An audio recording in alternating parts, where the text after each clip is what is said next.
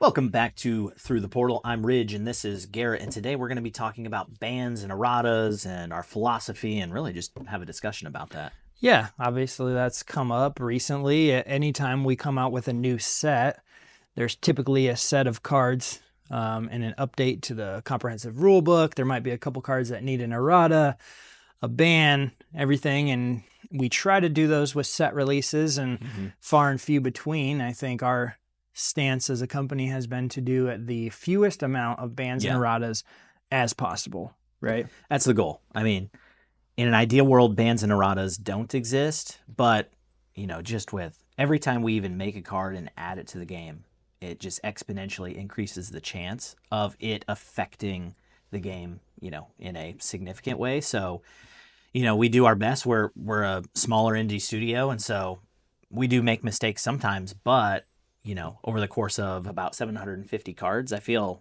like the game's in a pretty good spot. But recently, with Comprehensive Rulebook 5.0, we just dropped a few new erratas. Yeah, and with that update, we can be super agile with our decisions, and we can make those when they're absolutely necessary. I think that what we've tried to pride ourselves on over the past couple of years is only doing it when it's absolutely necessary, having as few as possible. And so how does that process work? Because we essentially have a watch list. Privately. Privately right now. I think if we posted the watch list publicly, you might tip people off to like what some of the most powerful and like cards are to be watched and things that people might not even realize exist or ways that they're not being used. And we know that if people find them, then we need to just keep a close eye on them. So we're watching certain things, but how does that move from watching to doing? Well, I think with bans, especially when I think about a ban, it needs to be certain that this card is a problem and it's affecting, the game. Because we are evergreen, there's no rotation. It's an eternal game. We address the cards when we need to because, sometimes you have to for the sake of the game and honestly just future design. So even things that we're working on, knowing that we have to, either alter or, get rid of something for the health of the game, we're constantly working on that. But I would say a ban is something that it's really affecting the game in a negative way, and so we need to remove that, in the time. Where an errata, sometimes we maybe miss a word or two on a card, and you just have to do that. Sometimes we can do a functional errata. The vast majority of erratas for us to date, I would believe, there's been a couple cards printed with the wrong affiliation or a word was missed or a phrasing or something through the QC process. And then of the three new errata cards, so the 1-drop Haven, the 1-drop Moxie, and the 1-drop Zhao Li, those are actually getting reprinted with the new updated text in the draft box. Right. So people have new artwork. New artwork for Moxie and Haven. Zhao Li will have the same artwork for that. But you'll have, the player base will have the new updated cards in the draft box. So, there wouldn't be as much confusion on that. Yeah, and those erratas, we try to get them out reprinted as much as possible and as fast as possible and make them available shortly after an announcement like that is made. So bans versus erratas, there's different schools of thought on what's better, and we hear that. And even in our own development and playtesting team, people have different ideas, and we listen to those things and ultimately have to come to the decision that we feel is best. And so as maybe the vast majority of people who consume our game are playing it at a kitchen table, they're casual players. And I think for a casual player, bans versus erratas, I'm not sure that it has too much of an importance to them. We've played mini games over the years, and I look back to all those years and different games that we probably had house rules on different things. As we got older, we learned maybe we're not even playing that right. And we certainly probably played with banned cards or errated cards or whatever. And I think as a home game, it probably is a little bit inconsequential on whether something's banned or errated, unless somebody's there saying, "Hey, you can't play that in our house game."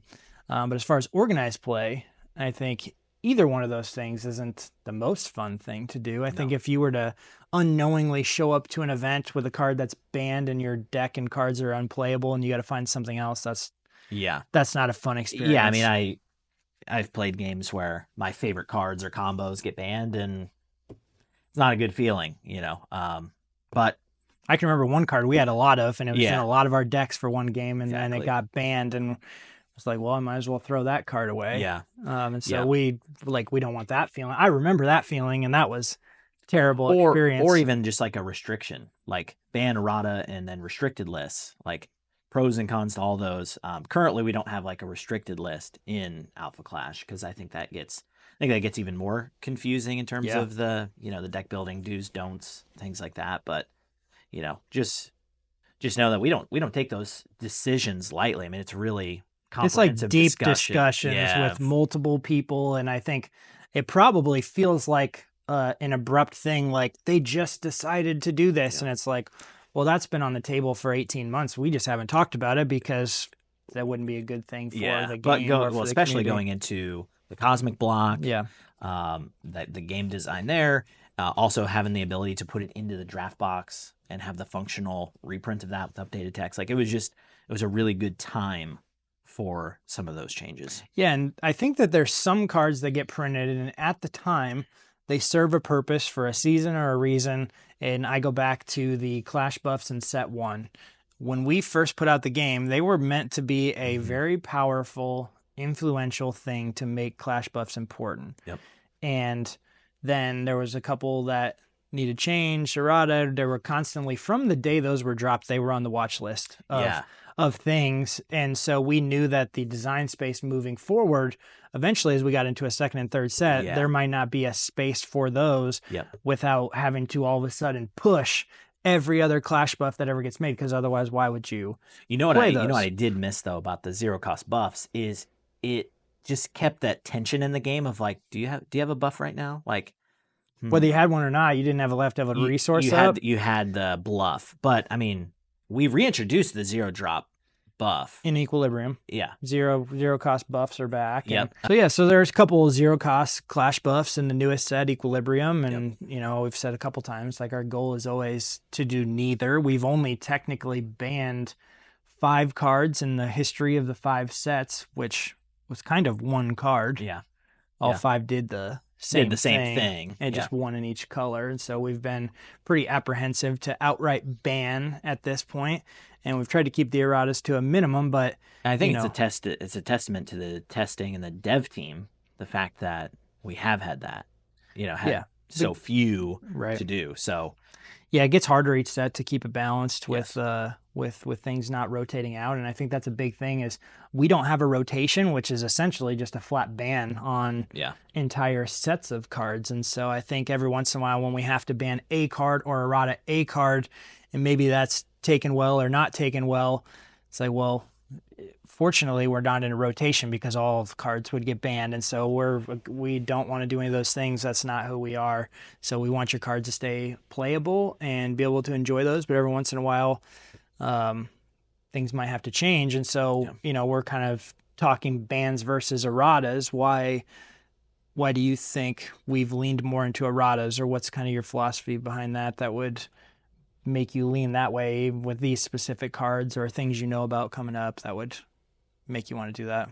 Well, I have the advantage, of knowing what's coming in the future. And so in order for us to not be kind of siloed with some of the design decisions, it was easier for us to add, another word stipulation and functionally errata the card. And then, there's some debate on like, do you errata, functionally errata, or ban? Like that's a whole discussion. But what we want to do is just make sure that we are creating a healthy game, because some of those cards that we have had, you have to either design around them or make them better. And what we want to do is make your future cards that you're going to get desirable, but also have the other ones still functional too. Without having to push every new card that comes out to be stronger than the old card. Yeah. And I think sometimes I've heard you talk about this, and so it's like, well, we can add a word to this card, an a stipulation, and probably bring it back down to where you wanted it to be the whole time, or maybe where it should have been in hindsight. And that card is still playable without an outright ban and having to just hey, I know you love Haven, you got 30 of them, well, you can't play any of them. It's like, well, now you need another Earth Clash card first, and then you can play it. You can play as many and just add that one thing. And I hear you talk about design space and, as you tell me, like, oh, we want to go to this, that, and whatever in the future. I think that it's important to have room to grow and design. And, hey, if we want to print another one-drop blue card that every time one comes out, it isn't, well, I can't play that because I need Haven. Right. And it just creates more space and more decks that aren't, an automatic must-have of an older card, but they're still going to be highly playable in the right decks. Exactly. That would be the goal, right? I mean, that's really the goal behind it. And my it's funny because my headspace is on the cosmic block for the design, which influences these decisions. But man, there's some really cool ideas, and our goal is to evolve the game, and we want to be able to evolve the game in a healthy way. And so we address these things when we need to. We don't want to. It's not always perfect, but there's a lot of things that go into it. We're obviously tracking data and looking at okay, at the last Pro Tour and the last Clash Grounds, 90% of the top 8 decks use this one card, and that's when that card was designed. That's not really maybe how it was originally intended or the thought of where that might go. Yeah. And it also hampers future design, right? We don't want to power creep the game insanely fast. And also the current experience, future design and current experience. I mean, it's like, we're all about the experience. And so, we know we've been on the receiving end of bans and erratas of games we've played. And like, if you're really passionate about that one card, or you've got a lot of it, or you whatever, like, it probably never feels good. Yeah. But we have to take into account the overall health of the game. The goal is not that we're around for 5 sets and then you have a toxic game and an environment and okay, 6 sets coming out this year and we had to push all these cards way up and above because otherwise you wouldn't want them. Yeah. It's much healthier. Yeah. Yeah. I mean, if this were like a digital game, you could just fix the code, boom, it's there. Problem is we print the cards, and so then you respond after the fact and just you do the best you can. I think that too, like timelines of this, I think when we start designing and testing a set, how long does it take for that to actually hit the table? It's typically an 8-month process from the time we start a project in terms of art, testing, production, shipping, and fulfillment to get into the customer's hands. So I would say 6 months is really fast, but 8 months is pretty much there. So from the time we start, for example, set 5, it was 8 months before that we had actually started set 5. Yeah. And so when you look back across the 5 sets and when some of these cards that might receive an errata now, it's been 3 years since they were designed in a certain time with a certain meta in a certain design space and certain, elements that may or may not have existed yet that change the landscape and the decisions in the future. Yeah. And so I mean, to kind of wrap this up, like I don't think anybody likes bans and erratas. I mean, ideally, I would love a utopian card world. Ideally, those don't exist. But we do address the cards when we see that those things need to be addressed, and we try to make the best decisions on those things, and then just ultimately create a healthy game and a good experience for everyone. Yeah, that's what it's really all about. From kitchen table to the World Championships is to be healthy and fun, and to make it a even playing field, but also have a great design space so that we can make you a great game in the future, even better than the one you're playing right now. And so that is the goal. And we know some of those things that are coming up, which we're super excited about. Anytime I talk to Ridge about the current set, he's like, I can't even think about Equilibrium right now because I'm on the 7th and 8th set right now, and I'm writing down these ideas and we're testing this. And so he's always so future minded that when we're look at everything in hindsight and in vacuum and try to make those decisions, and he has the advantage on us to know what's coming and what's probably the best. So we appreciate all of you discussing these bans and erratas We know there's so many schools of thought on this, but we wanted to give you more insight onto the decision-making process and what we think and kind of our stance as a studio moving forward. The goal is to have 0, but we know that indie studio with a small team working double time to make sure we make you the best game possible. Yep. Some things might need changed, and we'll own that, and we'll own it fast and make all the changes we need and give you the best possible game we can. But thanks for your support. See you soon.